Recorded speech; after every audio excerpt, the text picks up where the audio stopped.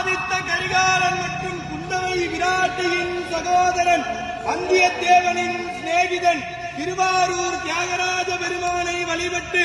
அபயகுலசேகரன் எனும் பெயர் பெற்றவர். தெற்கே இலங்கை வரை சோழர்கள் நிலையாக விரிவு செய்தவர். தெய்வீகமான சொல்லாற்றும் நீதிமானாக இருந்து அருள்மொழிவர்மன் சேர சோழ பாண்டிய நிலைகளை ஆட்சி செய்த மும்முடி சோழன், கலைஞர் கோட்டையை வென்ற கலைஞர சோழன், கோயில்களை கட்டிய திருக்கோயில் சோழன், மக்கள் நலன் நியாயம் காட்டிய மண்மணி சோழன், தஞ்சையை ஆண்ட தஞ்சை வல்லவன், சிவபக்தியில் சிறந்த சிவபாத சேகரன், திருமுறை கண்ட சோழன், மகா கலைஞன், மாநகர் அரசன், கடல் வீரன், சோழ வம்சத்தின் மிகச்சிறந்த ஆளுமை கொண்ட